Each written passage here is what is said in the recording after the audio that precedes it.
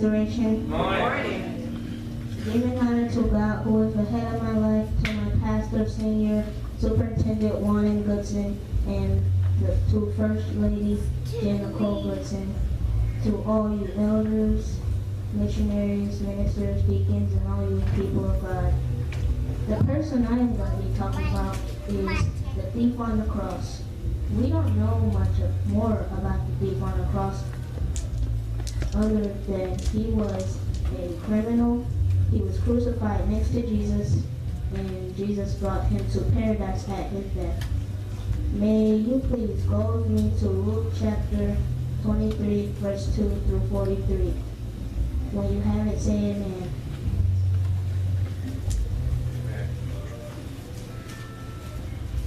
And it reads, 2 other men, both criminals, were also led out with him to be executed.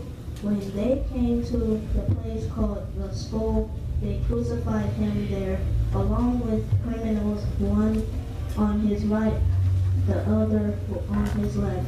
Jesus said, Father, forgive them, for they do not know what they are doing. And they divided up his clothes by casting lots. And the people stood watching, and the rulers even sneered at him. They said, he saved others, let him save himself if he is God's Messiah, the chosen one. The soldiers also came up and mocked him.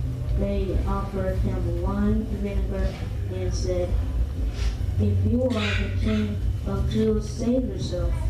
There was a written notice above him, which read, this is the King of the Jews. One of the criminals who hung there hurled insults at him. Aren't you the Messiah? Save yourself and us. But the other criminals rebuked him. Don't you fear God? He said, since you are under the same sentence, we are punished justly, for we are getting what our deeds deserve. But this man has done nothing wrong. Then he said, Jesus, remember me when you come into your kingdom. Jesus answered him, truly I tell you, today you will be with me in paradise. Luke chapter 23, verse 32 through 43 talks about the conversation between Christ and 2 other criminals crucified beside him. The first criminal mentioned made fun of Christ. He was saying stuff like, save yourself and us.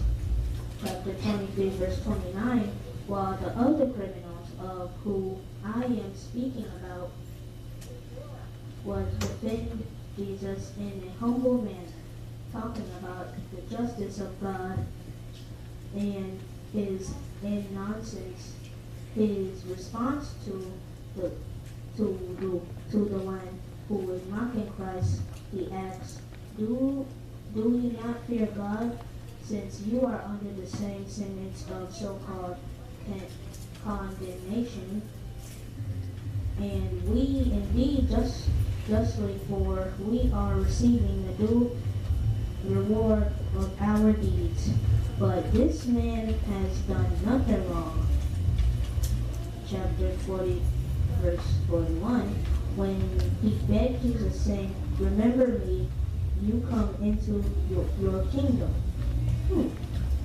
His humble cry for mercy is all that God needed to come to welcome him into the family of God. Jesus answered, truly say to you, today you will be with me in paradise. What I learned from this story is that a humble heart that cries out to God for salvation will be heard.